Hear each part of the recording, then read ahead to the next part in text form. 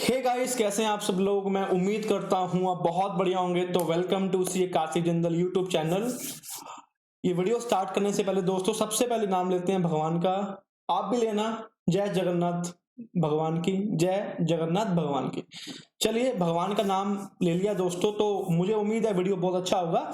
तो चलिए, ये वीडियो किसके लिए है सर? ये वीडियो है हमारे शेड्यूल 3 ऑफ कंपनीज एक्ट 2013 का for the CA final FR new course के लिए। ये वीडियो जैन 2021 एग्जाम्स के लिए एप्लीकेबल है, मई 21 एग्जाम्स के लिए एप्लीकेबल है एंड नवंबर 2021 एग्जाम्स के लिए एप्लीकेबल है। This is the most ignorant chapter जो हम एग्जाम में नहीं जाते करके, और इसका क्वेश्चन पूछने के बहुत ही आसार है। एंड क्वेश्चन की बात छोड़ो दोस्तों, इसकी नॉलेज आपको होना बहुत ही इंपॉर्टेंट है, क्योंकि शेड्यूल 3 हमारा बहुत ही इंटीग्रल पार्ट है। इसके बिना किसी कंपनी की बैलेंस शीट नहीं बन सकती, किसी कंपनी की बैलेंस शीट नहीं बन सकती, किसी कंपनी के जो फाइनेंशियल स्टेटमेंट है दोस्तों वो भी नहीं बन सकते दोस्तों।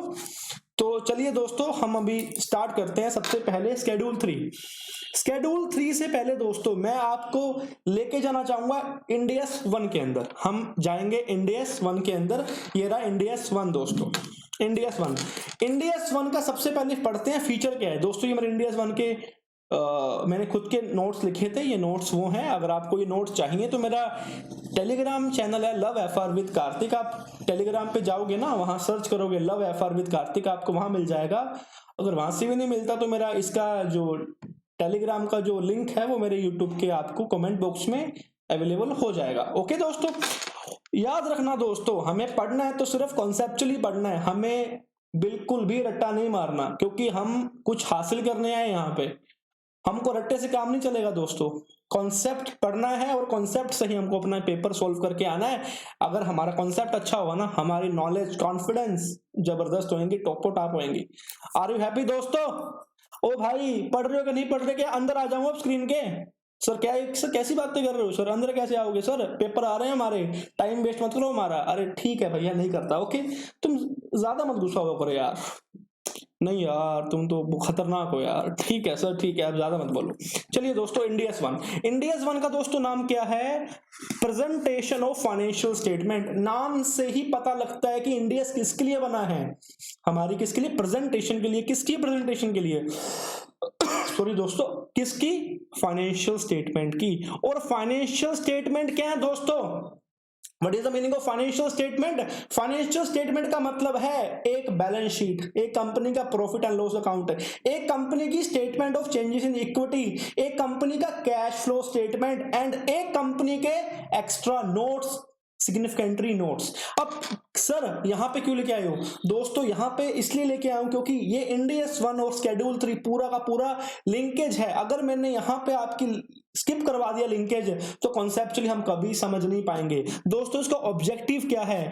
इंडियस 1 का ऑब्जेक्टिव क्या है? इंडियस 1 क्या बोलता है? इंडियस 1 दिस स्टैंडर्ड क्या बोलता है? Prescribe the basis for the presentation क्या बोलता है? इस स्टैंडर्ड का मतलब है कि भाई इस स्टैंडर्ड को क्या बताना है? ये बेस बताता है किसका? प्रेजेंटेशन का। किसका? जर्नल पर्पस फाइनेंशियल स्टेटमेंट का। सर ये जर्नल पर्पस फाइनेंशियल स्टेटमेंट क्या होती है? जर्नल पर्पस फाइनेंशियल स्टेटमेंट हम तब बनाते हैं जब यूजर्स के लिए बनाते हैं। कौन यूजर? यूजर मतलब stakeholder, shareholder, debtor, आपके क्रेडिटर्स, गवर्नमेंट, इन्वेस्टर, ये सभी क्या होते हैं? यूजर्स होते हैं। उनके लिए ही क्या बनती है? Journal purpose financial statement users के लिए ही बनती है। एंड इंडियस 1 का काम है फाइनेंशियल स्टेटमेंट को कैसे करना प्रेजेंट है। ये कौन बताएगा? इंडियस 1। कि फाइनेंशियल स्टेटमेंट कैसे कैसे बननी चाहिए, ये कौन बताएगा? इंडियस 1 बताएगा। और ये क्या बोलता है? To ensure कंपैरेबिलिटी। इंडियस 1 क्या बोलता है? ऑब्जेक्टिव क्या बोलता है?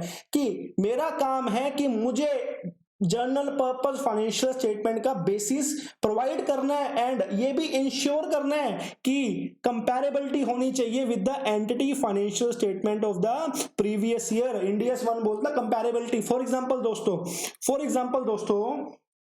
इसका एग्जांपल बहुत अच्छा बन सकता है। फॉर एग्जांपल मेरी कंपनी है कार्तिक कंपनी, मेरी कंपनी एक्ट के अंदर रजिस्टर्ड है और मेरे ऊपर इंडिया सप्लाई हो गया, मान के चलो। अब इंडिया सप्लाई की क्या एप्लीकेबिलिटी है वो मैं आपको यहाँ नहीं समझाने वाला, इंडिया सप्लाई हो गया। अब मेरा साल चल रहा है दोस्तों 2019-20 और मेरा लास्ट का साल था, मेरा इसका जो प्रीवियस ईयर था दोस्तों, ठीक है। मैंने क्या किया, मैंने यहां पे लिखा नॉन करंट असेट 2019-20 में 50,000 का, और मैंने जो भी की प्रेजेंटेशन मैंने यहां पे कर दी। लेकिन दोस्तों जो मेरा इससे पहले का साल था, जो मेरा 18-19 ईयर था, यहां पे मैंने क्या सब कुछ चेंज कर दिया। मतलब यहां की फिगर्स कुछ और आ रही हैं, यहां की फिगर कुछ और आ रही हैं।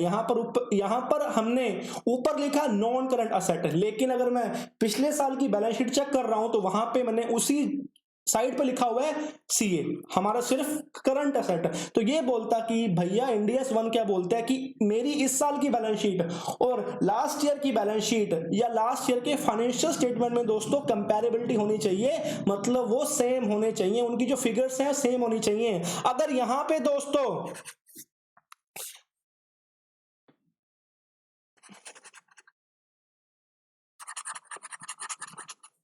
इसका मतलब दोस्तों अगर यहां पे मेरा नॉन करंट असेट की फिगर आ रही है ना, तो उसके साथ पिछले साल भी नॉन करंट असेट की फिगर ही टॉप पे आनी चाहिए। इसका मतलब बोलता है कंपैरेबिलिटी इसलिए भी इंपॉर्टेंट है दोस्तों, क्योंकि अगर हमारे आज के फाइनेंशियल स्टेटमेंट आ रहे हैं और लास्ट ईयर के फाइनेंशियल स्टेटमेंट में कुछ मिस स्टेटमेंट है, कुछ सेम नहीं है, तो दिक्कत खड़ी हो जाएगी दोस्तों, दिक्कत खड़ी हो जाएगी। क्योंकि जो इन्वेस्टर है वो कंपनी की बैलेंस शीट को चेक ही नहीं कर पाएगा, वो कंपेयर ही नहीं कर पाएगा। कंपेयर किस चीज का, क्योंकि लास्ट ईयर कंपनी का बिजनेस कैसा था, इस साल कंपनी का बिजनेस कैसा है, क्या इंप्रूवमेंट हुआ, क्या सिस्टम हुआ, ये सारा का सारा इंडियस वन करता है कि भैया वो सेम टू सेम ही होनी चाहिए, बिना सेम के कुछ काम नहीं चलने वाला।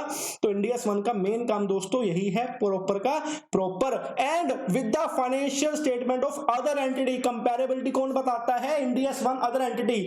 फॉर एग्जांपल ये बैलेंस शीट थी कार्तिक कंपनी की, अब एक नई कंपनी है टाटा कंपनी, टाटा स्टील लगा लो, टाटा स्टील। अब दोस्तों ये क्या बोलते हैं कि टाटा स्टील की प्रेजेंटेशन और कार्तिक एंड कंपनी की प्रेजेंटेशन सेम टू सेम होनी चाहिए। मतलब जो फॉर्मेट प्रिस्क्राइब किया गया, जो इंडियस वन ने गाइडेंस की है प्रिस्क्राइब, वो पूरे के पूरे हर कंपनी की सेम होनी चाहिए, खुद की कंपनी की सेम होनी चाहिए। मतलब कार्तिक कंपनी की इस साल की प्रेजेंटेशन, लास्ट ईयर की प्रेजेंटेशन, उससे पिछले साल की प्रेजेंटेशन सेम होनी चाहिए। लेकिन Kartik company and Tata steel की भी जो प्रेजेंटेशन है वो सेम होनी चाहिए।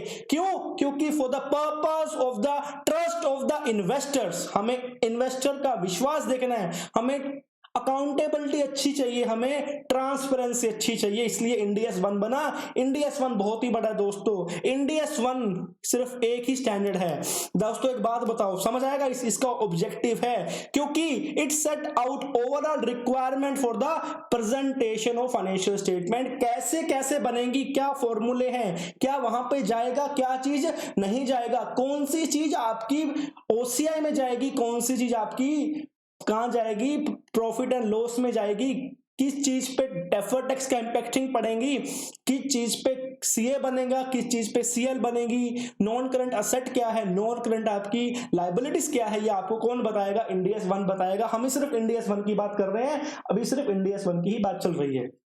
एंड इंडियस वन बहुत इंपॉर्टेंट दोस्तों, सबसे इंपॉर्टेंट पॉइंट है, Ind AS one only and only prescribe the minimum requirement of the content.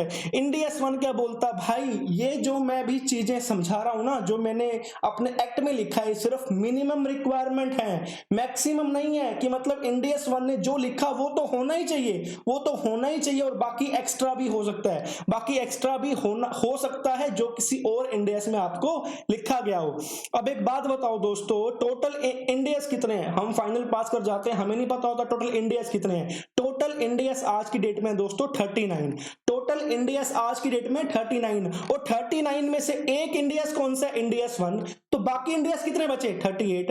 और इंडियस वन क्या बताता है, सिर्फ minimum requirement for the presentation की, जो इंडियस वन की जो प्रेजेंटेशन की गाइडलाइंस है दोस्तों, वो बहुत ही मिनिमम है, मतलब ये तो होना ही चाहिए। और बाकी जो 38 इंडियस जो बोलते हैं ना कि ऐसा होना चाहिए, ऐसा आपको प्रेजेंट करना है, ऐसा आपको डिस्क्लोज करना है बैलेंस शीट के अंदर, प्रॉफिट एंड लॉस के अंदर, ये चीजें आपकी नोट्स के अंदर आनी चाहिए। जो बाकी 38 इंडियस हैं वो भी अगर कुछ बोलते हैं तो वो भी हमको कंसीडर करनी पड़ेगी। सर क्यों कंसीडर करनी पड़ेगी? क्योंकि Ind AS one only and only, Ind AS one only and only said minimum requirement for the content, मतलब ये तो होनी चाहिए, और बाकी जो दूसरे इंडियस बोलते हैं वो भी होनी चाहिए। गाइस इंडियस वन का ऑब्जेक्टिव समझ आया? क्योंकि सबसे टेक्निकल एंड सबसे इंपॉर्टेंट चीज है इंडियस वन। इंडियस वन को कभी भी लाइटली मत लेना, क्योंकि इंडियस वन का काम है आपको क्या करना, प्रिस्क्राइब करना format of the financial statement, या नहीं फॉर्मेट नहीं, सिर्फ हमारी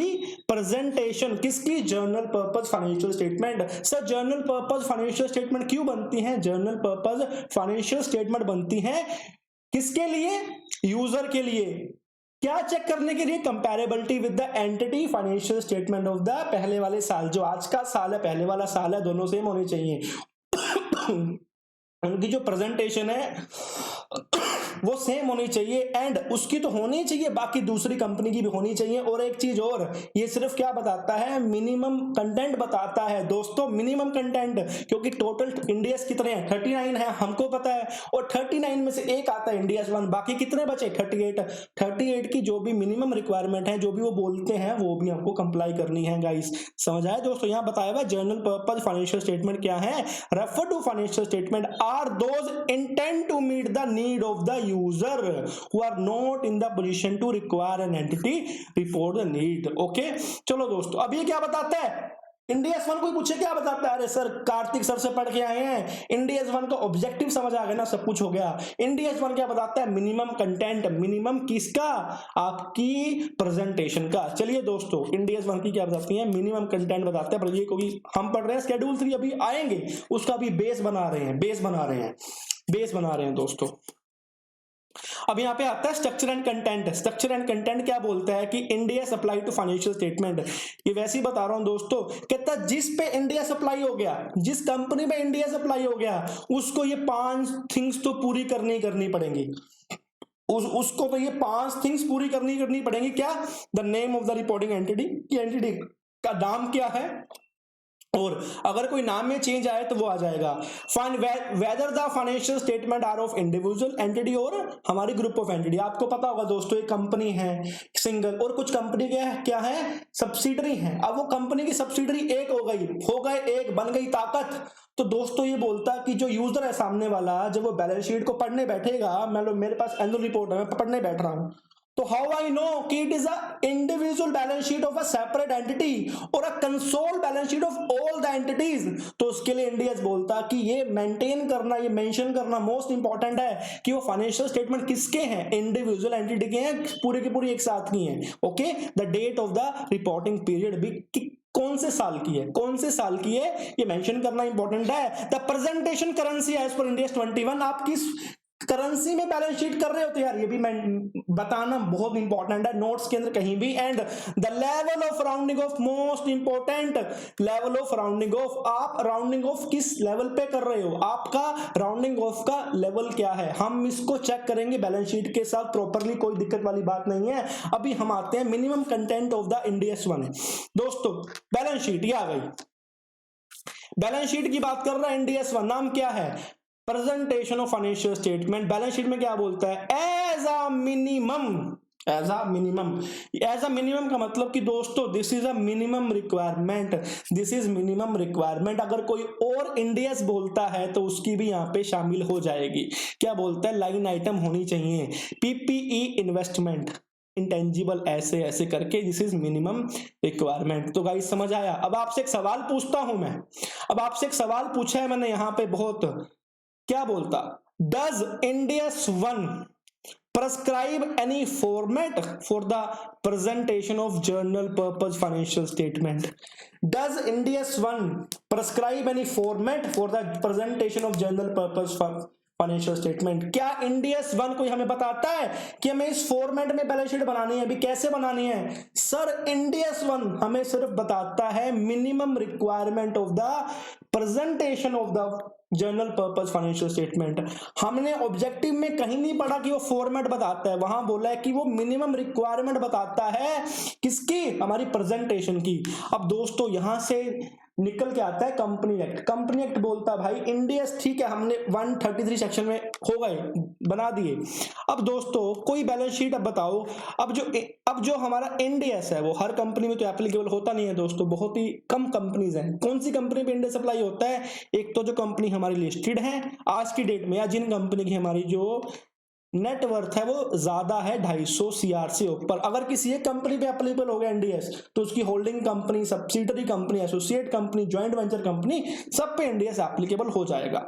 तो एमसीए के पास दिक्कत आई, दिक्कत क्या आई? एमसीए बोलती कि भाई एएस अलग है, इंडियस अलग है दोस्तों, अब अलग अलग है। एंड एक एनबीएफसी का भी एक इंडियस है दोस्तों, इंडियस है जो एनबीएफसी के अप्लाई हो रहे हैं। हमारे सिलेबस के अंदर सिर्फ कंपनी का इंडियस है। ओके दोस्तों, तो वहां पे कंपनी एक्ट बोलता है कि कंपनी एक्ट बोलता है मेरे 3 स्केड्यूल हैं, मेरा एक स्केड्यूल 3 है, मेरा एक स्केड्यूल 3 है। स्केड्यूल 3 ही वो चीज है जो कंपनी का फॉर्मेट फिक्स करता है। स्केड्यूल 3 ही वो स्केड्यूल है जो कंपनी एक्ट के अंदर है, जो कंपनी का फॉर्मेट फिक्स करता है कि कंपनी को बैलेंस शीट ऐसे ऐसे करके तैयार करनी है। शेड्यूल 3 है। शेड्यूल 3 के दोस्तों 3 डिवीजन है, एक फर्स्ट डिवीजन, डिवीजन 1, एक डिवीजन 2, एक डिवीजन 3।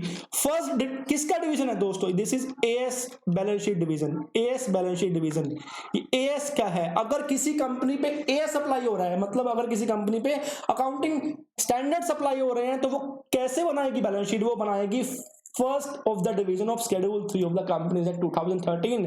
अगर किसी कंपनी पे इंडियस अप्लाई होता है दोस्तों, कहीं कहीं बच्चों को तो नाम ही नहीं पता कि कौन सा शेड्यूल है। थर्ड तो पता है लेकिन कौन सा डिवीजन अप्लाई होता है। जब बच्चा इंटरव्यू में जाता है दोस्तों ना, मार खा जाता है। इंटरव्यू बहुत बेसिक सवाल पूछता है कि बताओ बच्चा शेड्यूल कौन सा है, बच्चा परेशान से बोलता है सो थर्ड शेड्यूल है। थर्ड शेड्यूल किसका? कंपनी एक्ट का। कौन सा डिवीजन है? सर क्या डिवीजन बोला? सर कुछ होता है डिवीजन इसके भी? सर हमें तो नहीं सिखाया गया कौन सा डिवीजन है। गाइस ये सेकंड डिवीजन है। डिवीजन 2 होता है इंडियस डिवीजन कंपनी के लिए, एंड थर्ड होता है इंडियस का है, लेकिन ये सिर्फ एनबीएफसी के लिए। जो नॉन बैंकिंग कंपनी है ना, NBFC non banking financial company, उसके लिए थर्ड आपका डिवीजन अप्लाई होता है। लेकिन हमारे सिलेबस के, क्योंकि हम क्या पढ़ रहे हैं इंडियस, तो कभी भी इंडियस 1 कंपनी का फॉर्मेट प्रेस्क्राइब नहीं करता। फॉर्मेट कौन प्रेस्क्राइब करता है? शेड्यूल 3। और शेड्यूल 3 में हम किसकी बना रहे हैं बैलेंस शीट? इंडियस की बना रहे हैं। तो कौन सा लगेगा डिवीजन? डिवीजन 2 लगेगा। तो फाइनल हो गया सर। फॉर्मेट कौन? अब आंसर दो इसका। Does Indians 1 prescribe any format? क्या इंडियस 1 कोई करता है prescribe format for the presentation of general purpose financial statement? नहीं सर, इंडियस 1 नहीं करता। कौन करता है? वो शेड्यूल 3 करता है, उसका डिवीजन 2 करता है कंपनी एक्ट के अंदर इंडियस वाला। कौन करता है? सिर्फ फॉर्मेट, सिर्फ फॉर्मेट। फॉर्मेट किसके लिए? हमारी प्रेजेंटेशन के लिए, कि कंपनी की बैलेंस शीट ऐसे ऐसे बनेगी, लेकिन उसकी फिगर्स कहां से आएंगी वो हमें इंडियस बताएगा। इंडियस 2 बताएगा, इंडियस 16 बताएगा, इंडियस 40 बताएगा, इंडियस 105 बताएगा, इंडियस 41 बताएगा, 115 बताएगा, 116 बताएगा, सब कुछ वो बताएगा इंडियस। लेकिन आपकी presentation of the format of balance sheet कौन बताएगा? वो शेड्यूल 3 बताएगा। इंडियस में कहीं नहीं लिखा कि बैलेंस शीट कैसे बनानी है, कोई फॉर्मेट नहीं है कि कैसे बनानी है। हाँ, पीपी कैसे आएगा ये पता है, ये इंडियस बताते हैं, लेकिन फॉर्मेट मतलब ऊपर कौन सी आएगी, पीपी आएगी या गुडविल आएगी या पीपी ऊपर नीचे आएगा, कौन बताएगा? शेड्यूल 3 बताएगा, क्योंकि वो एक पर्टिकुलर फॉर्मेट है। अब हम चलते हैं दोस्तों शेड्यूल 3 पे। आपका टाइम इंतजार खत्म हो गया। अब शेड्यूल 3 आ चुका है, हमारा बेस बन चुका है शेड्यूल 3। अब समझे दोस्तों ये क्या लिखा है? अब समझे दोस्तों, आप लिखा हुआ है दोस्तों division 2 of the schedule 3 of the companies act. जहां पे डिवीजन 2 आ गया, शेड्यूल 3 मतलब ये इंडिया शेड्यूल की बात कर रहा है, ये इंडिया शेड्यूल की बात कर रहा है। अगर यहां लिखता फर्स्ट, अगर यहां लिखता आपका डिवीजन 1, तो ये कौन सा होता है? एएस का होता है, लेकिन हमारे में कौन सा? इंडियस का। अब ये बहुत इंपॉर्टेंट क्यों है दोस्तों? क्योंकि आपके क्वेश्चन में, आपके चैप्टर है एक एनालिसिस ऑफ फाइनेंशियल स्टेटमेंट का। कई बार एग्जामिनर आपको क्वेश्चन देता है कि आपको मिल गई एएस की बैलेंस शीट, आपको इंडियस में बनानी है। क्यों? क्योंकि जो अकाउंटेंट था जो था उसको इंडियाज की नॉलेज बिल्कुल नहीं थी, उसने एएस में बना दी और आपको बोल दिया आप कंपनी के इंडियाज कंसल्टेंट हो कि इसकी बैलेंस शीट एएस से इंडियाज में कन्वर्ट करनी है। जब तक हमें शेड्यूल 3 का पता ही नहीं है दोस्तों, हम कैसे बना पाएंगे? तो ये शेड्यूल 3 है। शेड्यूल 3 की कुछ मूल बातें बोलते हैं। कौन सा डिवीजन है? बोलो कौन सा डिवीजन है? डिवीजन 2। कौन सा है? डिवीजन 2। खेलो कूदो ऐश करो, लेकिन याद रखना कौन सा है? डिवीजन 2। और ये क्यों आया आपको पता है, और ये प्रॉपर बेसिस से हमने समझा है कि ये कहां से कैसे निकला और ये कब आपको पता है। इंडिया कब आया था? ये आया था 16 फरवरी 2015 को। एमसीए ने इसकी नोटिफिकेशन रिलीज की थी, तब वहां से इंडियन अकाउंटिंग स्टैंडर्ड्स रूल बन गए 2015। क्योंकि ये सिर्फ क्या करता है? फॉर्मेट प्रिस्क्राइब करता है, लेकिन जो फॉर्मेट के अंदर फिगर्स आएंगी वो इंडियन अकाउंटिंग स्टैंडर्ड रूल के थ्रू आएंगी, जो कि हमारे 39 नंबर ऑफ इंडियस हैं। ओके, जर्नल इंस्ट्रक्शन क्या बोलता है? फर्स्ट क्या है? ये काम किया कहता है जिस कंपनी पे क्या बोलता है, क्या बोलता है जर्नल इंस्ट्रक्शन के अंदर? ये कहां से निकाला है सर? ये गाइस मैंने आईसीआई की वेबसाइट से डाउनलोड किया है, आपके ऊपर लिखा हुआ था आईसीआई की वेबसाइट पे, तो ये मैंने वहां से डाउनलोड किया है। जर्नल इंस्ट्रक्शन क्या है? कहता है जिस कंपनी पर इंडिया अप्लाई हो जाए, शेल आ गया, मतलब उसको बनाना ही पड़ेगा in accordance with this schedule. क्या इंडियस 1 में ऐसा कुछ था लिखा हुआ? क्योंकि इसने तो अपने पहले ही पैराग्राफ में लाइन लिख दी कि जिस कंपनी पे इंडिया सप्लाई हो गया, शेल मतलब मैंडेटरी, उसको फाइनेंशियल स्टेटमेंट बनाने ही पड़ेंगे शेड्यूल से। क्या इंडियस 1 ने लिखा? नहीं सर। इंडियस 1 ने क्या लिखा अपने ऑब्जेक्टिव के अंदर? कि इंडियस 1 ने लिखा भाई इसका ऑब्जेक्टिव ये है कि किसको क्या चाहिए? मिनिमम रिक्वायरमेंट चाहिए किसकी? हमारी प्रेजेंटेशन की।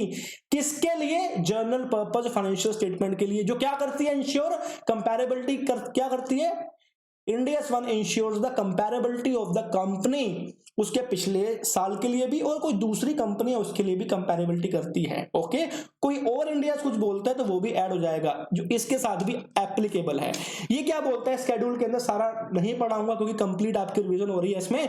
सीएफ क्या बोलता है? अगर इस शेड्यूल ने कोई बात बोल दी, इस शेड्यूल ने कोई बात बोलती, लेकिन अगर कोई इंडिया इससे एक्स्ट्रा कुछ बोल रहा है कि ये भी होना चाहिए, उसमें एक्स्ट्रा ये भी डिस्क्लोजर आना चाहिए, तो वो आ जाएगा, बिल्कुल आ जाएगा, कोई दिक्कत वाली बात नहीं है दोस्तों। जो क्या बोलता है कि जो क्या बोलता है, थर्ड पैरा पढ़ो, बहुत इंपॉर्टेंट है दोस्तों, थर्ड पढ़ो, क्योंकि स्केड्यूल समझना बहुत इंपॉर्टेंट आपको, क्योंकि स्केड्यूल समझना आपके लिए बहुत ही ज्यादा दोस्तों इंपॉर्टेंट है।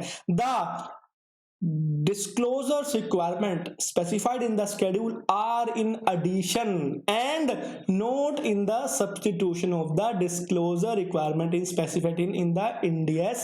क्या बोलता है कि जो IND-AS का, जो IND-AS कौन से 39 IND-AS है, उनके खुद के अपने अपने कुछ क्या है? डिस्क्लोजर्स हैं। हर IND-AS के अपने अपने कुछ क्या है? बताओ क्या है? डिस्क्लोजर्स हैं। तो वो तो आपको लेके जाने ही जाने हैं। और इस शेड्यूल के अंदर जो एक्स्ट्रा बातें लिखी हुई हैं, किसकी? सिर्फ डिस्क्लोजर्स की, वो आपको मेंटेन कर देनी है, कोई दिक्कत नहीं है। बाकी वही बात दोस्तों, नोट्स ऐसे होने चाहिए, ऐसे होने चाहिए, ऐसे होने चाहिए, कोई most important, depending upon the turnover of the company. कहता है जितनी कंपनी की सेल है, जितनी भी कंपनी की है turnover, the figure appearing in the financial statement, जो भी फिगर अपीयर होंगी फाइनेंशियल स्टेटमेंट में, शैल बी राउंडिंग ऑफ। क्या बोला? शैल। क्या बोला? शैल। शैल का मतलब क्या होता है? मैंडेटरी। अगर आप किसी इंडेस की बैलेंस शीट कर रहे हो तो यार दोस्तों, किसी भी कंपनी की, आप किसी कंपनी की ऑडिट करते हो, आपको किसी कंपनी को कंसल्ट करना है, आप किसी कंपनी की बैलेंस शीट चेक करते हो, तो उसमें ये बातें ध्यान रखना कि उस कंपनी के अंदर वो 5 बातें आनी चाहिए जो हमने इंडियस 1 में पढ़ के आए थे। क्या? कंपनी का नाम क्या है? सेकंड, कंपनी के अंदर लिखा हुआ है कि वो स्टैंड अलोन है या कंसोल है। थर्ड बात क्या पड़ी थी? कंपनी का रिपोर्टिंग टाइम, किस साल की बैलेंस शीट बन रही है वो। फोर्थ बात क्या थी? फोर्थ बात क्या थी? कंपनी की जो करेंसी है प्रेजेंटेशन वो कौन सी है, क्या वो वहां पे साफ साफ लिखा हुआ है नोट्स के अंदर। फिफ्थ बात क्या बोली थी? इंडियस 1 ने राउंडिंग ऑफ भी लिखना पड़ेगा, इंडियस 1 बोला था। लेकिन उसने बोला था अगर कुछ राउंडिंग ऑफ कंपनी कर रही हो तो लिखना, लेकिन शेड्यूल 3 क्या बोलता? राउंडिंग ऑफ तो करना मैंडेटरी है। तो किसी भी कंपनी की बैलेंस शीट उठाना, कौन सी? इंड वाली, उसमें राउंडिंग ऑफ करना मैंडेटरी। अगर किसी कंपनी ने राउंडिंग ऑफ नहीं किया तो वो गलत कर रही है, वो नॉन कंप्लायंस हो जाएगा इंड का, वो नॉन कंप्लायंस हो जाएगा इंड का। कहता अगर कंपनी की मोस्ट इंपॉर्टेंट है दोस्तों, पूछ सकता है ये, shall be rounding off. Rounding off का मतलब क्या, अगर किसी कंपनी के अंदर असेट आ रही है 20 लाख रुपए की, तो 20 लाख फिगर नहीं दिखा सकता, उसको राउंडिंग ऑफ तो करनी पड़ेगी टू द नियरेस्ट 100, 1000, लैक्स और मिलियंस और डेसिमल देयर ऑफ। कहता अगर किसी कंपनी का sale less than 100 crore rupees है, मतलब 100 करोड़ से कम है, तो वो राउंडिंग ऑफ कर सकता है टू द नियरेस्ट 100, 1000, लैक्स और मिलियन। अगर किसी का 100 से ऊपर है, 500, 1000, तो वो हंड्रेड्स में फिर नहीं कर सकता, फिर वो हंड्रेड्स में राउंडिंग ऑफ नहीं कर सकता, फिर वो कर सकता है टू द नियरेस्ट लैक्स के अंदर, मिलियंस के अंदर, या आपका करोड़ के अंदर। ना तो वो फिर 100 में कर सकता, ना वो थाउजेंड्स में राउंडिंग ऑफ कर सकता। ओके, याद रखना, अगर 100 करोड़ से कम है तो या तो वो हंड्रेड्स में कर दे, थाउजेंड्स में कर दे, लैक्स में कर दे, या आपका मिलियंस में कर दे। अगर 100 करोड़ से ऊपर है तो टू द नियरेस्ट लैख से कर दे, मिलियन से कर दे, या करोड़ से कर दे। यहाँ पे दोस्तों ध्यान रखना, जो करोड़ है ना वो मिसिंग है। अगर किसी का 100 करोड़ से कम है, उसने अगर राउंडिंग ऑफ कर दी किसमें, करोड़ के अंदर, गलत हो जाएगा सर, गलत हो जाएगा। क्यों? क्योंकि शेड्यूल 3 नहीं बोलता। और अगर किसी का सेल 100 करोड़ से ऊपर है और उसने राउंडिंग ऑफ कर दी हंड्रेड्स के अंदर या थाउजेंड्स के अंदर, तब भी गलत हो जाएगा दोस्तों। तो ये चीजें बहुत इंपॉर्टेंट हैं। Once a unit of measurement is used, अगर आपने एक बार यूज कर ली, it should be used uniformly in the financial statement. आपको हर जगह वही यूनिट यूज करनी है, आप चेंज नहीं कर सकते, except EPS. Earning per share को तो ऑब्वियस ही बात है, आप किसमें करोगे, जो आ रही है आपकी, एक्सेप्ट ईपीएस आपको पूरा का पूरा यूनिफॉर्मली करना पड़ेगा। ओके दोस्तों, एंड आपकी जो कंपेरेबिलिटी है वो सेम होनी चाहिए, जो भी है, कोई दिक्कत वाली बात नहीं है दोस्तों। ये आ चुका है पार्ट 1 बैलेंस शीट। क्या ऐसा कोई स्केड्यूल इंडियस 1 में था? नहीं था ना। कौन बताता है? हमारा ये बताएगा शेड्यूल 3। अब ध्यान रखना दोस्तों, आपको अगर बोल दिया जाए किसी कंपनी की बैलेंस शीट बनानी है एएस में, इंडियस में, जो कंपनी का अकाउंटेंट है उसने गलत बना दिया, अब आपको उसकी इंडियस में लेके आनी है, तो ऐसे बनाओगे। या इंडियस की आपको बैलेंस शीट आपको मिल गई एग्जाम के अंदर और बोल दिया कि इसमें कुछ एरर है, कुछ दिक्कतें हैं, आपको ठीक करनी है एरर्स। जब तक आपको यही नहीं पता शेड्यूल 3 क्या है, आप क्या एरर ठीक करोगे दोस्तों? नहीं कर पाओगे ना। तो ये शेड्यूल 3 है, पूरा का पूरा समझा रहा हूं। सबसे पहले दोस्तों क्या होता है, असेट आता है ऊपर। सबसे पहले क्या आता है, असेट आता है। ये हमारे जो अकाउंटिंग स्टैंडर्ड था ना, उसमें सबसे पहले क्या आता था, शेयर होल्डर फंड आता था। सबसे पहले क्या आता था, शेयर होल्डर फंड। लेकिन इंडिया इसमें सब कुछ चेंज कर दिया भैया। वो बोलता जो आपकी संपत्ति है ना, जो आपकी पूंजी है, सबसे टॉप पे लेके आओ। जो आपकी संपत्ति है वो सबसे टॉप पे लेके आओ, आपके असेट सबसे टॉप पे लेके आओ। फिर आता है नॉन करंट असेट, फिर आता है नॉन करंट असेट। ये शेड्यूल का फॉर्मेट है। आपको हर कंपनी की बैलेंस शीट, जो भी इंडिया की बैलेंस शीट आपको ऐसे ही मिलने वाली है। आप किसी भी कंपनी की बैलेंस शीट खोल लेना, कर लो search, annual reports, listed company, ऐसे ही मिलेगी। क्योंकि अगर उसने ऐसे नहीं बनाई ना, नॉन कंप्लायंस हो जाएगा, नॉन कंप्लायंस हो जाएगा 100% के लिए। फिर आता है नॉन करंट असेट के अंदर फर्स्ट पार्ट क्या, पीपी, मतलब वो बोलता है कि आपको ऐसी बनानी है। अब दोस्तों इसकी वैल्यू कहां से आएगी, इसकी वैल्यू आएगी इंडिया 16 से। ओके, इसकी वैल्यू कहां से आएगी, इंडिया 16 से। क्योंकि इंडिया 16 क्या बताता है, property plant and equipment are the tangible asset. कैसे ही वैल्यू आएगी, क्या कॉस्ट है आपको इंडिया 16 में, मतलब इसके लिए आपको इंडिया 16 की हेल्प लेनी पड़ेगी। जो वहां से वैल्यू आएगी वो यहाँ पे आ जाएगी, यहाँ पे आ जाएगी। कैपिटल वर्क इन प्रोग्रेस, इसका कोई इंडियस नहीं होता भाई। जो भी चीज हमारी अभी होती है डेवलपमेंट के अंदर, यहाँ पे पूरी की पूरी अमाउंट कैपिटलाइज हो जाती है। इन्वेस्टमेंट प्रॉपर्टी आईपी, क्या ये एएस में था? कुछ वर्ड नहीं सर, इंडियस नया आया। इसको आपको फेस पे दिखाना पड़ेगा, इसको आपको बैलेंस शीट के फेस पे दिखाना पड़ेगा। अगर किसी कंपनी के पास इन्वेस्टमेंट प्रॉपर्टी है, आईपी क्या होती है सोचो। अभी आपकी पूरी इंडियस की हो रही है रिवीजन। आईपी क्या है? आईपी का मतलब है, IP investment property is a land और बिल्डिंग, लैंड और बिल्डिंग और बोथ, लैंड और बिल्डिंग और both which are held for the purpose to earn rentals और कैपिटल एप्रिसिएशन। आईपी में सिर्फ या तो दोस्त लैंड होगी या बिल्डिंग होगी, कोई भी थर्ड चीज नहीं हो सकती। ये कहां से लगेगा पता, ये लगेगा दोस्तों पता, इंडियस 40 से। कहां लगेगा, इंडिया 40 इन्वेस्टमेंट प्रॉपर्टी। फिर आता है गुडविल। ओ हो दोस्तों, मैं कंपनी में ऑडिट करने गया था, एक कंपनी में मैंने ऑडिट करी, उसके अंदर क्या आ रहा था, गुडविल आ रही थी। उसके अंदर क्या आ रहा था, गुडविल आ रही थी और भाई ने किया क्या, गुडविल की वैल्यू अदर इंटेंजिबल असेट के अंदर इंक्लूड करके नोट्स में दिखा दी एक्स्ट्रा। मतलब उसने क्या किया, अदर इंटेंजिबल असेट्स के अंदर यहां दिखा दी और इसी के अंदर क्या थी, गुडविल की वैल्यू इंक्लूड थी। और जो इसका नोट्स था रिलेटेड वाला, जो नोट्स बनते हैं ना इसके, कि अदर इंटेंजिबल असेट में क्या क्या है, कंप्यूटर सॉफ्टवेयर है, हमारे पास किसी के पेटेंट पड़े हैं, जो भी पड़े हैं, और वहां इसने साइड में कॉलम दिखा दिया गुडविल का। तो मैंने जाते ही मना कर दिया, मैं गलत कर रहे हो। क्यों मैंने क्यों बोला, क्योंकि सर शेड्यूल 3 सेकंड डिवीजन बोलता है कि किसी कंपनी में गुडविल अगर आ रही है ना तो वो फेस पे दिखानी पड़ेगी, आप किसी के अंदर नहीं जोड़ सकते। तो ये नॉलेज वहां काम आती है और वहां पे आपकी बहुत इंप्रेशन पड़ता है, और ये चीजें आपको पता होनी चाहिए, फाइनल लेवल के बच्चे को पता होनी चाहिए। गुडविल कहां से आएगी दोस्तों, गुडविल आएगी इंड AS 38 से, इंटेंजिबल से गुडविल आएगी। गुडविल एक ही केस में आएगी दोस्तों आपकी, जब आपका बिजनेस कॉम्बिनेशन होगा, तभी गुडविल आ सकी है। ओके, अदर इंटेंजिबल असेट कहां से आएंगे, इंड AS 38 से आएंगे, इंड AS 38 से आएंगे अदर इंटेंजिबल असेट। इंटेंजिबल, ये देखो ये पूरा पार्ट है, अगर किसी कंपनी में तो फेस पे आएगा। इंटेंजिबल असेट अंडर डेवलपमेंट, ये भी एक्स्ट्रा फेस में आएंगे ये भी एक्स्ट्रा फेस में आएंगे, क्योंकि जो इंटेंजिबल असेट, जो हमने पैसा किसी की कहां लगाया है, अगर हमने किसी की पैसा इन्वेस्ट किया रिसर्च के अंदर, इंड AS 38 क्या बोलता है, वो पूरा का पूरा पैसा कहां जाएगा, प्रॉफिट एंड लॉस में जाएगा। लेकिन अगर आपने पैसा किस में इन्वेस्ट किया है, किसी की डेवलपमेंट के अंदर इन्वेस्ट किया, तो वो पैसा कहां जाएगा, कैपिटलाइज हो जाएगा, उस असेट की वैल्यू में ऐड हो जाएगा। और यहाँ पे यही वो बात बोल रहा है, इंटेंजिबल असेट अंडर डेवलपमेंट। ये कौन बताता है दोस्तों, ये बताता है Ind AS 38। Without Ind AS ये शेड्यूल कुछ नहीं है, इंड AS की नॉलेज होना कंपलसरी है, तभी आप ये अमाउंट लिख पाओगे। ओके दोस्तों, समझना दोस्तों, हर चीज टेक्निकल है, कोई भी आसमान से उठ के नहीं आया। Biological asset other than bearer plant, other than bearer plant क्यों लिखा, क्योंकि as per Ind AS 16 bearer plant is the part of property plant and equipment. कुछ याद आया, as per Ind AS 16 bearer plant are the part of property plant and equipment as per Ind AS 16।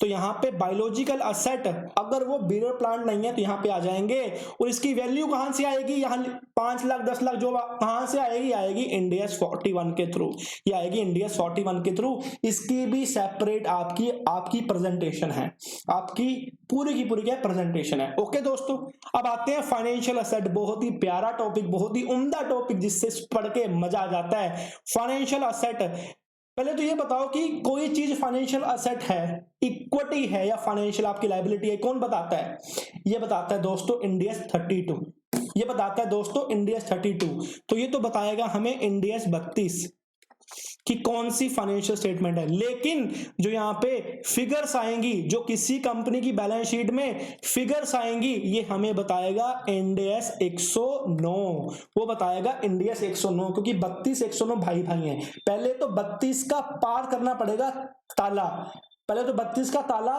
तोड़ना पड़ेगा कि वो FA है या नहीं है। अगर वो पार हो गया तो वो कैसे वैल्यू करनी है, क्या उसकी अकाउंटिंग है, क्या उसकी इनिशियल एंट्री है, क्या सब्सिक्वेंट एंट्री है, ये हमें 32 नहीं बताता, ये हमें 109 बताता है। ओके दोस्तों, फाइनेंशियल असेट का 109 बताएगा। डेफर्ड टैक्स असेट, क्या बात है, कौन बताता है दोस्तों, ये हमें बताता है भाई इंड AS 12, ये बताता है इंड AS 12 इनकम टैक्सेस। अब एक बात ध्यान देखो दोस्तों, ये क्या चल रहा था, ये चल रहा था नॉन करंट असेट, ये चल रहा था नॉन करंट असेट। और नॉन करंट असेट के अंदर दोस्तों मजे की बात क्या था, नॉन करंट असेट के अंदर हमने पढ़ा है डेफर्ड टैक्स असेट।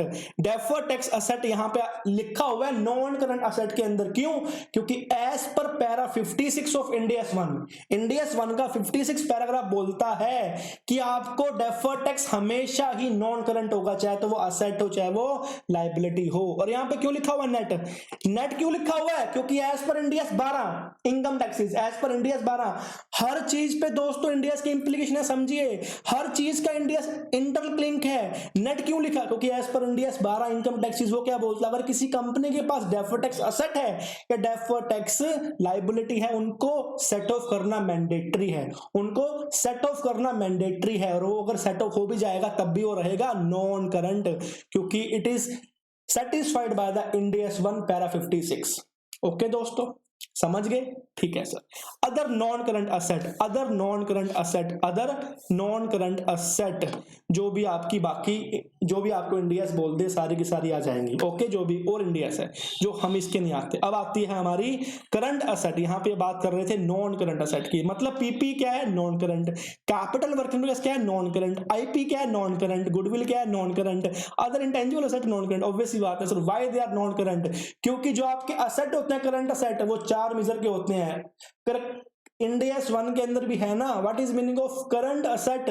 4 बातें बोलता है वो दोस्तों। फर्स्ट क्या है कि which is expected to sell, consume और used in the normal operating cycle. Second, which is held for the trading. Third, which is expected to settle between 12 month. Fourth क्या बोलता है? Cash and cash equivalent.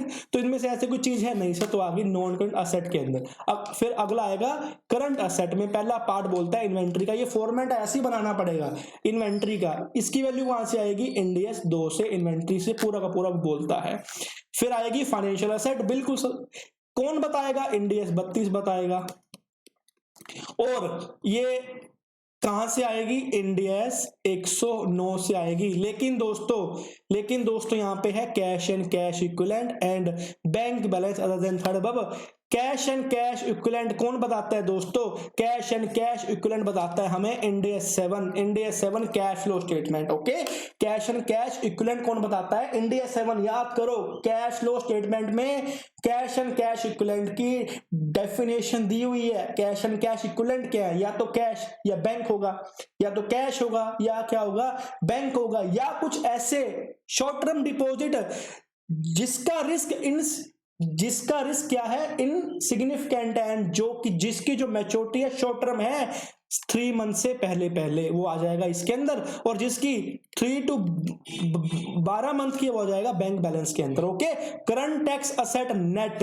Current tax asset किसमें show कर रहा है? Current tax के अंदर। Current tax किसमें शो कर रहा है? करंट टैक्स के अंदर। लेकिन डेफर्ड टैक्स कर रहा था किसके अंदर? नॉन करंट के अंदर, क्योंकि उसमें इंडियस बोलता है। ओके दोस्तों, नेट, ये भी नेट डन सर। फिर आ जाएगा टोटल असेट। ये है स्केड्यूल। अब एक बात बताओ दोस्तों, बहुत इंपॉर्टेंट बात है, ध्यान से सुनना। अब इसने फॉर्मेट तो प्रिस्क्राइब कर दिया और यहां लिख दिया नोट नंबर, जो उसका नोट है particulars, figure eight the end of इस साल की और पिछले साल की। लिखा है ना रुपीज इन, किसमें है? यहां क्यों लिखा है डैश डैश? क्यों? राउंडिंग ऑफ के लिए। Rupees in 1000, rupees in 100, rupees in lakhs, rupees in millions, rupees in crore.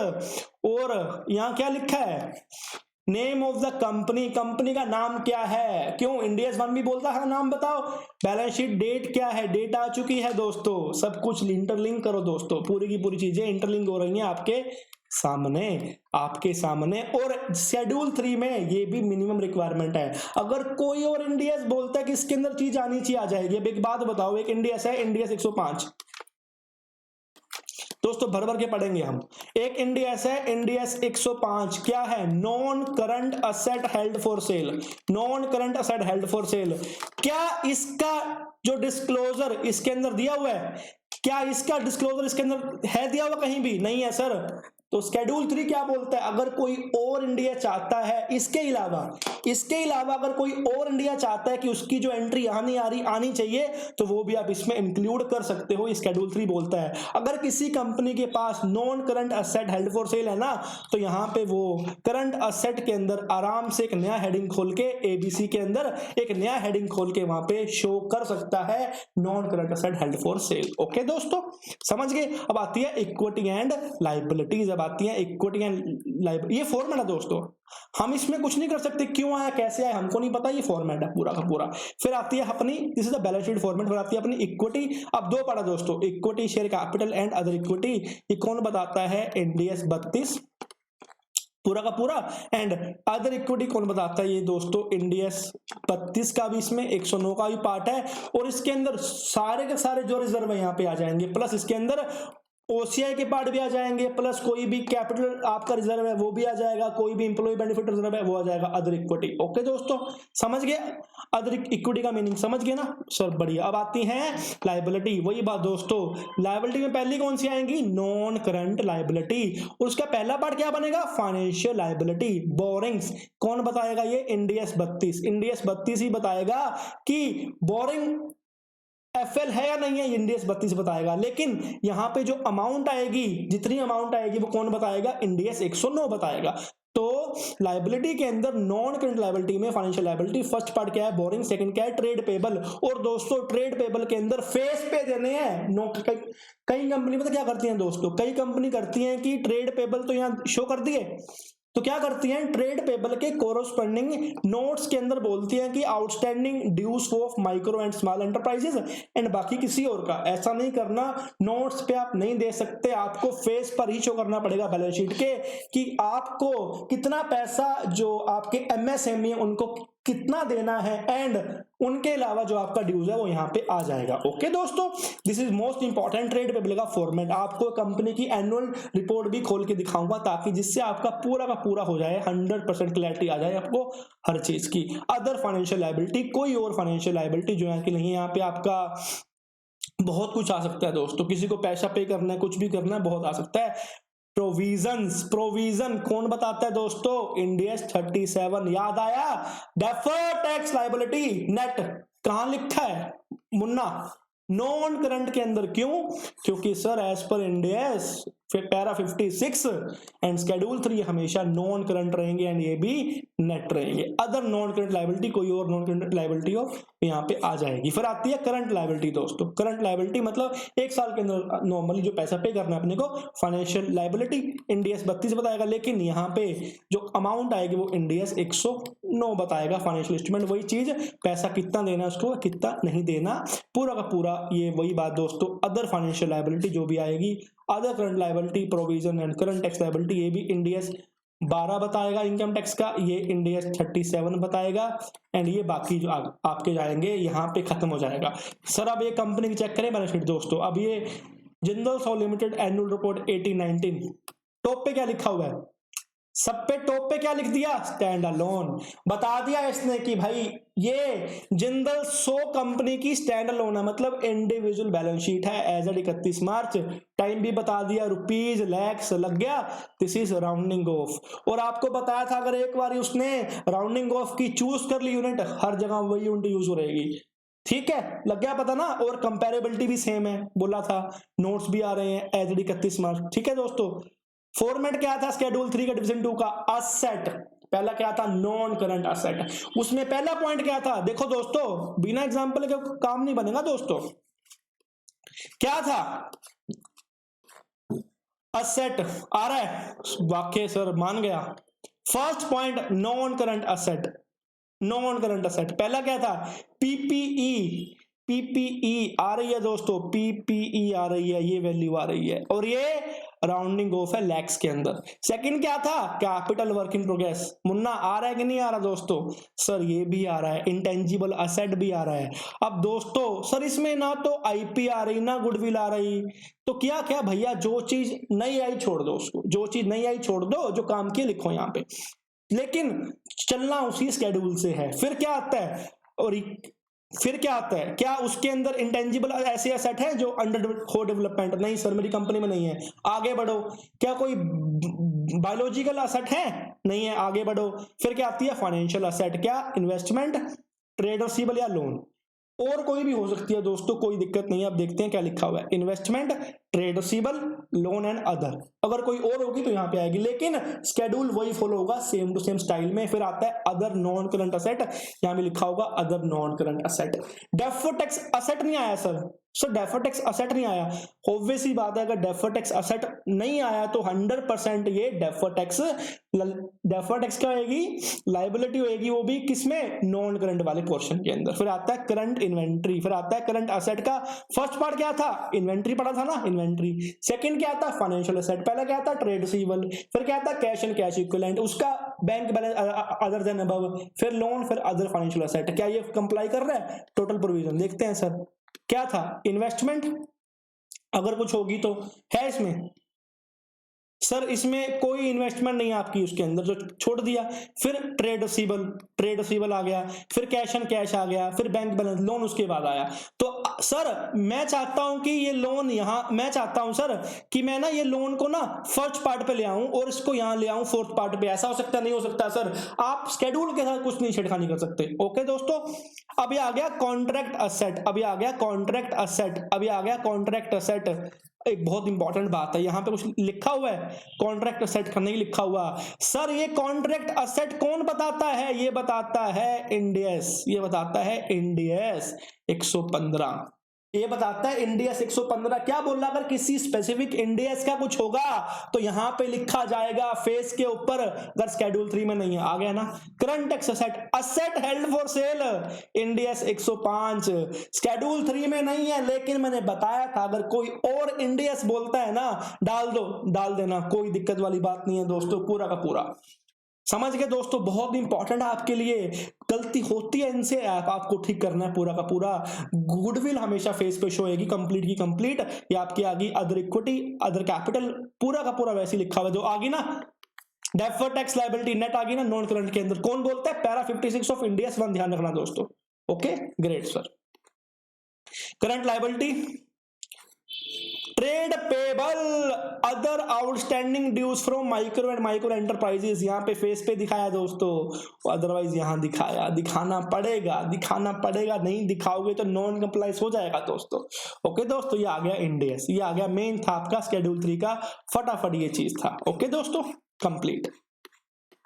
फिर आती है statement of change in equity. सोची आपको पता ही है क्या आएगा, balance of the period equity share capital का, कि आपकी सिर्फ इक्विटी शेयर कैपिटल कितनी थी, कुछ चेंजेस आए, क्लोजिंग बैलेंस। फिर आती है आपकी अदर इक्विटी, फिर आती है आपकी अदर इक्विटी। इसमें जो जो आपका इंपॉर्टेंट है वो आ जाएगा, जैसे कि रिवैल्यूएशन सरप्लस, आपको पता होगा as per Ind AS 1 OCI में कौन सी आइटम आती है, नॉन कैश आइटम, जैसे कि आपका रिवैल्यूएशन सरप्लस हो गया, जैसे कि आपका क्या हो गया, एक्सचेंज गेन हो गया, ट्रांसलेटिंग द फाइनेंशियल स्टेटमेंट, या आपका क्या हो गया दोस्तों, आपका इंडियस 19 के अंदर कोई आपका गेन हो गया, इंडियस 19 के अंदर कोई आपका रीमेजरमेंट हो गया, वो भी यहाँ पे आ जाएगी OCI के अंदर, क्योंकि OCI का बैलेंस अदर इक्विटी में ट्रांसफर हो जाता है। फिर आती है कैश फ्लो हेज का effective portion, equity instrument through OCI आपने पढ़ा हुआ ना, इंडियस 109 के अंदर जो आपका इररेवोकेबल ऑप्शन होता है, इररेवोकेबल ऑप्शन होता है, अगर आपने इसको चूज कर लिया तो हमेशा अमाउंट यहाँ पे आएगी डेट इंस्ट्रूमेंट, जो कि अदर कॉम्प्रिहेंसिव इनकम के थ्रू वैल्यू की हुई है।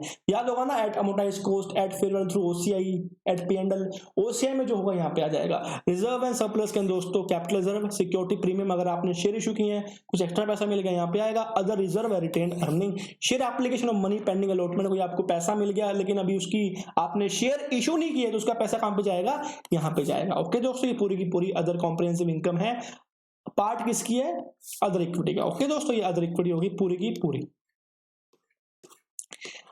Entity shall certify the current, आपको पता है 4 बातें थी मैंने बता दी, ये कोई काम की बातें नहीं है दोस्तों, कोई दिक्कत वाली बात नहीं है। ऑपरेटिंग साइकिल हो गया, नॉन करंट साइड, अब इसने बता दिया भी कैसे कैसे बांटना है। कहता PP ऐसे बढ़ेगा, जो आपकी होगी ना, जो उसकी होएंगी, लैंड हो गया, बिल्डिंग हो गया, फर्नीचर हो गया, ये आपकी काम का नहीं है, लेकिन ये आपकी इंपॉर्टेंट है। गुडविल की दिखानी पड़ेगी, रिकंसिलेशन बनेगा पूरा, कैरिंग अमाउंट का कैसे नेट बनेगी, लेकिन मेन आपका स्केड्यूल का। अदर इंटेंजिबल एसेट में अगर कोई आपके पास ब्रांड है, सॉफ्टवेयर है, माइनिंग राइट है, कॉपीराइट आपके ऐसा आएगा, लेकिन इसके अंदर गुडविल का भी इंक्लूड नहीं करोगे, क्योंकि गुडविल का सेपरेट पूरा का पूरा है। ओके ठीक है सर।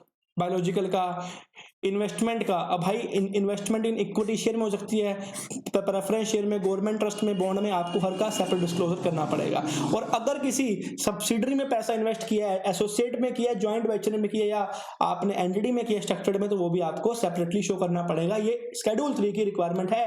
इंडिया 1 कुछ नहीं बताता है, स्केड्यूल 3 बताता है, और अगर कोई और इंडिया कुछ बात बोलता है वो भी इसमें इंक्लूड हो जाएगी। लेकिन आपके लिए फाइनल लेवल के लिए ये समझना बहुत इंपॉर्टेंट है दोस्तों। ट्रेड रिसीवेबल, क्योंकि सवाल पूछा जाता है, ट्रेड रिसीवेबल शैल बी सब क्लासिफाइड एज, आपको करना पड़ेगा उसके नोट्स के अंदर, trade receivable consider good, most important, trade receivable consider good secured, जो सिक्योर्ड है, trade receivable consider good unsecured, trade receivable which have significant increase in credit risk या ट्रेड रिसीवेबल क्रेडिट इंपेयर। क्या sir इसने ऐसा है किया हुआ, इस कंपनी ने ऐसा किया हुआ है? सर अभी दिखा देते हैं, खुल जाएगी पोल सर इस कंपनी की। नहीं किया हुआ तो सर गलत किया हुआ इसने, हम कंप्लेंट ठोकेंगे, ठीक है दोस्तों। नहीं किया हुआ तो सर ठोक दोगे? अरे सर कर देंगे कंप्लेंट, कोई नहीं। अगर नहीं ठीक किया हुआ तो अभी मेरे ख्याल से दोस्तों इतनी बड़ी कंपनी है ना, ऑब्वियसली बात दोस्तों ठीक किया हुआ ना इसने भी। आ जाओ, आज बारी है इसके ट्रेड रिसीवेबल चेक करने की, चेक करने की, चेक करने की। कर लो check, secured good, considered good, unsecured debt, जो भी किया हुआ है इसने दोस्तों, कंप्लीट किया हुआ है दोस्तों, देखो। ओके दोस्तों, फिर आपका कोई अगर बैड डेट है, कोई बैड डेट है दोस्तों, तो वो भी आपको डिस्काउंट करना पड़ेगा अदर हेल्ड के अंदर। डेट ड्यू बाय डायरेक्टर और other officer of the company और एनी अदर सेवरेटली और jointly with any other person 5 firms, वो भी दोस्तों यहाँ पे आ जाएगा। Loans can be classified as security deposit. अगर आपने किसी को सिक्योरिटी डिपॉजिट दी है, अगर वो सिक्योरिटी डिपॉजिट 1 साल से ऊपर हो गई तो इंडिया 109 का प्रोविजन अप्लाई हो जाएगा और उसको आपको आज की वैल्यू में लेकर आना पड़ेगा पीवी के अंदर, और जो भी आएगा या तो इंटरेस्ट इनकम होगी, इंटरेस्ट एक्सपेंडिचर होगा। लोन के केस में हमेशा आपकी इंटरेस्ट इनकम होगी, क्योंकि हमारा असेट है। अगर आपकी लायबिलिटी होती तो वहां पे आपका इंटरेस्ट एक्सपेंस होता। ओके दोस्तों, फिर लोन टू रिलेटेड पार्टी, अगर किसी रिलेटेड पार्टी को लोन दिया ना आपने, वो भी स्पेसिफिकली दिखाना पड़ेगा, ठीक है। अदर लोन जो भी है, मतलब लोन शैल बी क्लासिफाइड है सिक्योरिटी डिपॉजिट, सिक्योरिटी डिपॉजिट है तब दिखाना पड़ेगा। अगर किसी को आपने दिया सिक्योरिटी डिपॉजिट, या अगर आपने किसी अपनी पार्टी को दिया रिलेटेड पार्टी, रिलेटेड पार्टी कहां से आएगी? इंडिया 24 से आएगी दोस्तों। रिलेटेड पार्टी कहां से आएगी? इंडिया 24 से आएगी। और इसके अंदर क्या है दोस्तों, सेगमेंट भी होगा, तो वो कहां से आएगा? 108 से आएगा। समझ रहे हो, हर इंडिया इसकी लिंकेज है दोस्तों। आपने रिलेटेड पार्टी को लोन दिया, लेकिन पार्टी कौन है, कौन बताएगा? मैं नहीं बताऊंगा, इंडिया 24 बताएगा। ओके दोस्तों, अदर लोन, और उसके ऊपर भी जो भी लोन आपके रिसीवेबल है उसमें ऐसा करना पड़ेगा जैसे हमने ऊपर किया था।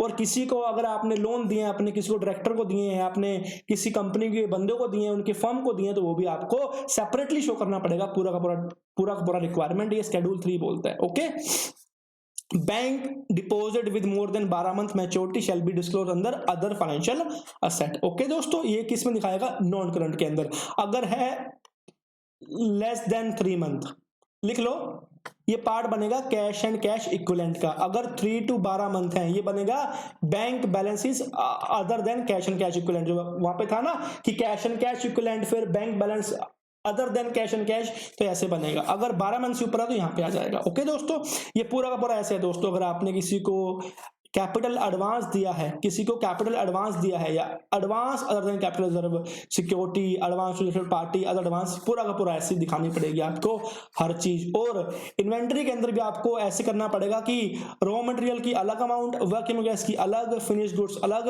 स्टॉक इन ट्रेड अलग हो जाएगा, स्टोर एंड स्पेयर्स अलग हो जाएगा, लूज टूल अलग, other tool. Goods in transit shall be disclose under the relevant head, mode of valuation shall be stated. कैसे किया इन्वेंटरी वैल्यूएशन, क्या नहीं किया, फीफो लगाया, वैग लगाया, वो भी बताना पड़ेगा। ओके दोस्तों, समझ गए ना? चलो, इन्वेस्टमेंट सेम है दोस्तों, वो थी नॉन करंट, ये आ गया आपकी current investment. Trade receivable same है दोस्तों, वो नोट्स अब आ गया ना। मोस्ट इंपॉर्टेंट, मैं किसी कंपनी में गया, मोस्टली कंपनी मिस्टेक करती है यहाँ पे। वो क्या करती हैं, कैश को सबसे ऊपर दिखाती हैं, लेकिन ऐसा नहीं करना। सबसे पहले शो करना है बैलेंसेस विद बैंक। आपके पास बैंक में कितना पैसा पड़ा है, आपके पास बैंक अकाउंट में कितना पैसा पड़ा है। फिर दिखाना पड़ेगा चेक्स ड्राफ्ट ऑन हैंड, कितने चेक या ड्राफ्ट आपके हैंड में हैं, कितने चेक या ड्राफ्ट आपके हैंड में है। सब फिर आएगा cash on hand, cash third पे आएगा।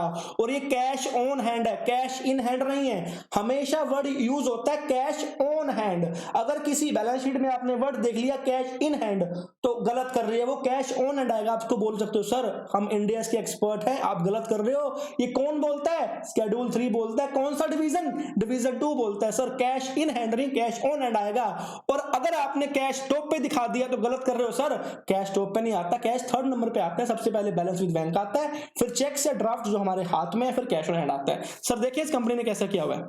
सर कुछ भी करो सर, आप तो चेक कर रहे हो आज, सर खतरनाक मूड में लग रहे हो सर आप। सर आपके लिए कर रहा हूं दोस्तों, कैश एंड कैश इक्विवेलेंट आपके हाजिर करी आपकी बात। फर्स्ट क्या था, balance with bank in current account था ना यहाँ पे, इन करंट अकाउंट, इन फिर क्या था, चेक्स या कैश इन हैंड, चेक्स या cash in hand, cash on hand, cash in hand नहीं cash on hand. Other bank balance दोस्तों, other bank balance, unpaid claim dividend, यहाँ पे क्या आ गया, fixed deposit with remaining maturity of less than 12 month, 12 month. अगर ये होती 3 मंथ तक तो ये यहाँ पे आ जाता, लेकिन अब ये 3 to 12 मंथ के अंदर यहाँ पे आ गई। अगर होती 12 मंथ से ऊपर तो ऊपर आती नॉन करंट के अंदर, अदर फाइनेंशियल असेट के अंदर। समझ आ गया दोस्तों, ये शेड्यूल है पूरा का पूरा। फिर दोस्तों वही लोन, एक्सपेंस, प्रीपेड जो भी आपके आ जाएंगे पूरे के पूरे, समझे दोस्तों। Security deposit, loan, other currency, पूरे के पूरे दोस्तों। ये आपका बैलेंस शीट का फॉर्मेट है। फिर आती है आपकी इक्विटी शेयर कैपिटल दोस्तों। इक्विटी शेयर कैपिटल के अंदर अपना फॉर्मेट आ चुका है कि कितने शेयर ऑथराइज हैं, कितने आपने पेड कर दिए, फुल्ली पेड नहीं किए। 5 अगर किसी का 5% से ऊपर स्टेक है कंपनी में तो ये आपको सेपरेटली डिस्क्लोज करना पड़ेगा गाइस। इतने सारे आप नहीं बढ़ पाओगे, लेकिन फिर भी बता दिया मैंने आपको। और अदर रिजर्व बता दिया, कैपिटल रिडक्शन रिजर्व, आपका शेयर ऑप्शन आउटस्टैंडिंग अकाउंट, जो भी है दोस्तों, इतने सारी चीजें हैं। हमको इतना पता है, हम समझ, लेकिन हम मेन बात है हमको अपना फॉर्मेट पता लग गया, कंप्लीट समझ आ गई। बोरिंग क्या होती है, term loan, bond bank, deposit, सारे दोस्तों ये सब चीजें। कुछ आपके जो प्रोविजन है, एम्प्लॉय बेनिफिट के प्रोविजन यहाँ पे आ जाएंगे। आपका प्रोविजन फॉर लीव इनकेशमेंट, आपके प्रोविजन फॉर द ग्रेचुटी, ये कहाँ, ये कौन बताएगा एम्प्लॉय बेनिफिट का, ये बताएगा इंड AS 19। ओके दोस्तों, समझे, great sir, done. Trade payable समझ गए ना, MSME वाले। कॉन्टिजेंट लायबिलिटी कौन बताएगा, इंड AS 37।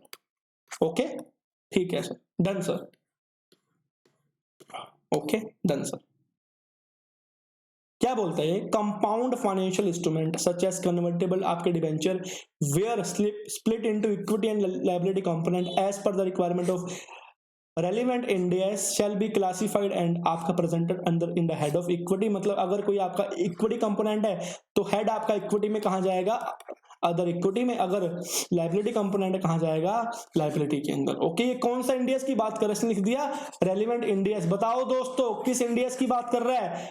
स्प्लिट अकाउंटिंग कहाँ पे है, स्प्लिट अकाउंटिंग। अगर आपने मेरा फाइनेंशियल इंस्ट्रूमेंट का लेक्चर देखा होगा तो मैंने बताया था स्प्लिट अकाउंटिंग कि किसी कंपोनेंट को इक्विटी में करना डिवाइड या लायबिलिटी में डिवाइड करना। ये इंड AS कौन सा बताता है दोस्तों, स्प्लिट अकाउंटिंग बताता है इंड AS 32, ना कि 109। 109 तो आगे बताता है भी कैसे उसकी अकाउंटिंग करनी है, कैसे उसको आगे वैल्यू लेके आनी है, क्या इंटरेस्ट चार्ज होगा क्या नहीं होगा, वो इंड AS 109 बताता है। लेकिन स्प्लिट अकाउंटिंग किसी कंपोनेंट को 2 पार्ट में डिवाइड करना, इक्विटी एंड लायबिलिटी, ये इंड AS 32 बताता है। Okay, regulatory deferred account balances, ये आपके अभी सिलेबस में नहीं है, वैसे ये इंड AS 114 है, आपके सिलेबस में नहीं है तो कोई काम का नहीं है आपके। फिर आता है statement of profit and loss. अब कुछ नहीं है दोस्तों, मेन तो हमारा था बैलेंस शीट वाला शेड्यूल 3 का पूरा प्रॉपर फॉर्मेट। ये अब मेन कहां से आएगी, revenue from name of company, period ended यहाँ पे आएगा, एंडेड वहां पे क्या था, as at, figures at the end of current year, previous year, particular note number. सबसे पहले क्या बात है, रिवेन्यू फ्रॉम ऑपरेशन। रिवेन्यू कौन बताएगा, इंड AS 115 रिवेन्यू वाला। अदर इनकम कोई भी बता सकती है, फॉर एग्जांपल इंड AS 23 क्या बोलता है, कोई इंटरेस्ट की इनकम है, कुछ इनकम है, कोई भी अदर स्पेयर पार्ट इनकम है, यहाँ पे आ जाएगी। Expenses, cost of material consume, expense कौन बताएगा, इंड AS 2 बताएगा। Purchase of stock in trade, Ind AS 2 बताएगा। Change in inventory, Ind AS 2 बताएगा। Employ benefit expense, Ind AS 19 बताएगा। इसके अंदर फाइनेंस कॉस्ट बताएगा, फाइनेंस कॉस्ट कौन बताएगा आपका, इंड AS 23 बता सकता है। बोरिंग कॉस्ट और भी कोई इंड AS बता सकता है। डेप्रिसिएशन एंड अमोर्टाइजेशन कौन बताएगा, इंड AS 16 बताएगा। एंड इंड AS कौन बताएगा, 38 बता सकता है। इंड AS 40 भी बता सकता है इसके अंदर। Profit and loss before exceptional item, profit and loss before exceptional item, अगर कोई कंपनी की एक्सेप्शनल आइटम है तो यहां पे आ जाएंगी। कोई कंपनी की एक्सेप्शनल आइटम है यहां पे आ जाएंगी। एक बात ध्यान रखना, as per para 87 of Ind AS 1, as per para 87 of Ind AS 1 extraordinary item नहीं आ सकती। वो इंड AS 1 ने प्रोहिबिट की हुई है, एक्स्ट्रा ऑर्डिनरी आइटम आपकी प्रॉफिट एंड लॉस में नहीं आ सकती, तो नहीं आ सकती। हाँ, एक्सेप्शनल आइटम आ सकती हैं। सर दोनों में क्या डिफरेंस है दोस्तों, डिफरेंस बहुत अच्छा डिफरेंस है, लेकिन एक्सेप्शनल आइटम क्या होती है, कंपनी के कुछ एक्स्ट्रा कुछ हो गया, मतलब कंपनी का बिजनेस अच्छा चल रहा था, किसी का अर्थक्वेक आ गया, बाढ़ आ गई, कुछ नुकसान हो गया, कुछ एक्स्ट्रा बेनिफिट हो गया, तो वो यहाँ पे आ जाएंगी एक्सेप्शनल आइटम। लेकिन एक्स्ट्रा ऑर्डिनरी आइटम नहीं आ सकती, क्योंकि as per India 1 para 87 extraordinary item को प्रोहिबिट कर देता है, वो बोलता है नहीं आ सकती। सर यहाँ पे आपके जो इंडिया 1 के नोट्स हैं, यहाँ कुछ होगा इसका लिखा हुआ दोस्तों, 100% लिखा होगा मैंने, कोई दिक्कत नहीं है दोस्तों, 100% लिखा होगा। हम ये कंटेंट की बात कर रहे हैं, मैंने लिखा होगा P&L एनालिसिस के अंदर। ओके, आ गया देखो, an entity shall not present any item of income or expenses as extraordinary item। shall not आ ही नहीं सकता, हालांकि एक्सेप्शनल आइटम आ सकती हैं, एक्सेप्शनल आ सकती हैं, लेकिन एक्स्ट्रा ऑर्डिनरी आइटम नहीं आ सकती आपके प्रॉफिट एंड लॉस के अंदर, किसी भी हालत में नहीं आ सकती दोस्तों। ये हमारा प्रॉफिट एंड लॉस का स्केड्यूल है प्रॉपर का प्रॉपर। फिर यहाँ पे आपके टैक्स इंपैक्ट आ जाएंगे, current tax and deferred tax. इसका मीनिंग क्या होता है, जो as per income tax act actually में टैक्स पे करना है, डेफर्ड टैक्स जो इन दोनों का टेम्परेरी डिफरेंस होगा between carrying amount and tax base. Profit and loss for the period of continue operation. फिर एक होता है डिसकंटिन्यू ऑपरेशन, ये कौन बताता है सर, ये हमारा डिसकंटिन्यू है नहीं, कौन बताता है दोस्तों, ये इंडिया 605 बताता है, आपको याद होगा। Non current asset held for cell ये होता है ना, held for cell discontinue operation, वो बताता है जब आपका पूरा का पूरा ऑपरेशन बंद पड़ा है, उसका प्रॉफिट सेपरेट शो होगा। एंड दोस्तों याद रखना, एज पर इंडिया 33, याद करो इंडिया 33 को क्या बोलता है, 3 EPS 3 बनती हैं, EPS from the continue operation, EPS from the discontinue operation and total company की हैज अ होल। तो इसकी आपको, अगर आपकी कंपनी के पास कंटिन्यू भी है डिसकंटिन्यू भी है, तो आपकी EPS 3 निकलेंगी, एक कंटिन्यू वाले की, एक डिसकंटिन्यू वाले की, टोटल वाले की। और एक ध्यान रखना दोस्तों, इंडिया 33 में एक और बात बोलते हैं, अगर हम कैलकुलेट करने जा रहे हैं DEPS diluted earning per share, तो उसका आपको एंटी इफेक्ट सिर्फ कंटिन्यू ऑपरेशन में चेक करना है, उसका आपको डिसकंटिन्यू ऑपरेशन में चेक नहीं करना। अगर कंटिन्यू ऑपरेशन में ठीक चल रहा है तो चाहे भले उसके बाद डिसकंटिन्यू ऑपरेशन में उसका इंपैक्ट एंटी पड़ जाए, फर्क नहीं पड़ता। इसका ICAI ने अभी अभी नया क्वेश्चन ऐड किया था, जब मैंने वीडियो अपलोड की थी 33 की इंडियस की, तो वहां भी एक्सप्लेन किया हुआ, तो यहां भी समझा दिया, क्योंकि हमारे कॉन्सेप्ट माइंड में घूमते रहते हैं, हमको हर इंडियस से लिंक करना पड़ जाता है, क्योंकि हमारा काम ही है दोस्तों। फिर इसके ऊपर टैक्स अलग से कैलकुलेट होगा, फिर इसका अलग से प्रॉफिट निकलेगा, फिर दोनों का। फिर अदर कॉम्प्रिहेंसिव इनकम इंडिया 1 के 2 पार्ट होते हैं, एक तो आइटम ऐसी जो कभी भी नहीं जाएंगी उसके अंदर, किसके अंदर, प्रॉफिट के अंदर, एंड उसका टैक्स। क्योंकि इंडिया 12 क्या बोलता है, अगर कोई आइटम प्रॉफिट एंड लॉस में हिट नहीं कर रही, उसके बाहर हिट कर रही है, अगर वो अदर कॉम्प्रिहेंसिव इनकम में हिट कर रही है दोस्तों, तो उसका टैक्स इंपैक्ट भी सेपरेट लिया जाएगा, उसका टैक्स इंपैक्ट भी सेपरेट लिया जाएगा। क्योंकि ये मैं नहीं बोलता, ये इंडियस 12 इनकम टैक्सेस बोलता है। आपको याद होगा, अगर आपका रिवैल्यूएशन सरप्लस होगा तो उसका आप टैक्स इंपैक्ट भी 100% बनता है ना। क्यों? क्योंकि ये बोलता है इनकम टैक्स जो यहाँ पे आएगा, item that will be reclassified, जो P&L जो बाद में रिक्लासिफाई बोल सकते हैं, इसको हम बोलते हैं reclassification adjustment. For example cash flow hedge का गेन, कैश फ्लो हेज का गेन, फॉरेन जो आपकी जो फॉरेन करेंसी है, जब हम किसी को ट्रांसलेट करते हैं सब्सिडरी को इंडिया के अंदर, पहले तो गेन कहां जाता है, OCI में, लेकिन जब वो कंप्लीट हो जाता है, वो कहां हो जाता है बाद में ट्रांसफर, P&L में, उसको बोलते हैं रिक्लासिफिकेशन एडजस्टमेंट। वो यहाँ पे आते हैं, एंड उसका टैक्स। ये क्या है, अदर कॉम्प्रिहेंसिव इनकम, ये क्या है, प्रॉफिट एंड लॉस। और ध्यान रखना अर्निंग पर शेयर, ध्यान रखना अर्निंग पर शेयर यहां पे कैलकुलेट की जाएगी, इससे आगे नहीं, सिर्फ प्रॉफिट एंड लॉस से ही अर्निंग, EPS आपको यहां से कैलकुलेट करनी है। क्योंकि इंडिया 33 क्या बोलता है कि earning per share shall be calculated to the profit and loss that will be attributable to the ordinary.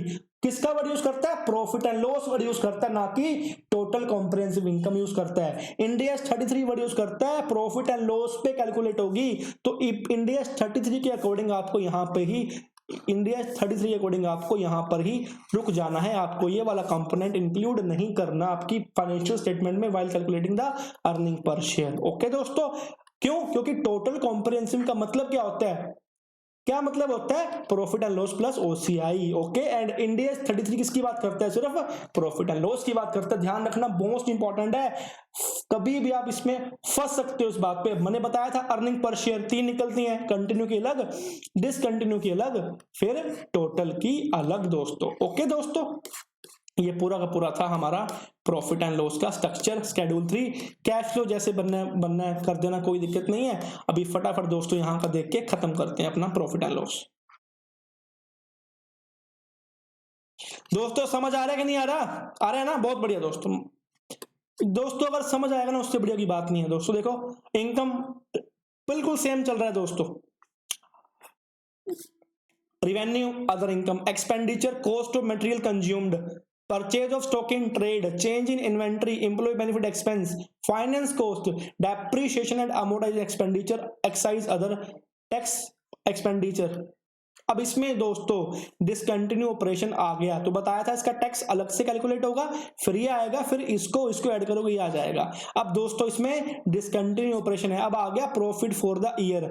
While calculating EPS आपको यहीं पे रुक जाना है, आपको ये वाला पोर्शन इंक्लूड नहीं करना। क्यों नहीं करना? क्योंकि दोस्तों ये अदर कॉम्प्रिहेंसिव इनकम है, ये ईपीएस की कैलकुलेशन में कभी इंक्लूड नहीं किया जाएगा। और इसके अर्निंग पर शेयर भी 3 निकलेंगे। पहले क्या? Earning per share for the continue operation, फिर earning per share for the discontinue operation, फिर total earning per share of the companies. Okay दोस्तों, एंड यहां भी जो फैक्ट है राउंडिंग ऑफ का वो लैक्स में आ रहा है, क्योंकि हमको एक ही फैक्टर रखना है राउंडिंग ऑफ का। तो यहाँ पे दोस्तों आ जाएगा 3 निकले हैं दोस्तों, continue, discontinue and total. Okay दोस्तों, समझ गए दोस्तों? समझ आई ना? तो दोस्तों ये चीजें आ गई आपकी, सोची आ गई। मैंने बताया था ना सबसे पहले ए बनेगी। सबसे पहले क्या बताया था कि ए आएगा शेयर कैपिटल का, ये बैलेंस था, ये चेंजेस हुआ, ये इतना बैलेंस, ये चेंजेस, ये बाकी आपका नोट्स अदर्स जो कि पूरे के पूरे वो थे। तो गाइस ये तो पता ही आपको टोटल का टोटल। तो गाइस ये था आपका शेड्यूल 3 ऑफ इंडियस का। बहुत काम का शेड्यूल 3 है दोस्तों, आपके लिए बहुत ही इंपॉर्टेंट वीडियो थी ये, एंड ये आपके बहुत काम आने वाली है, क्योंकि एक फाइनल के बच्चे को जो एग्जाम लिखने जा रहा है नॉलेज होनी चाहिए, कोई चीज कहाँ पे आती है, क्या प्रेजेंट होती है, क्या नहीं होती।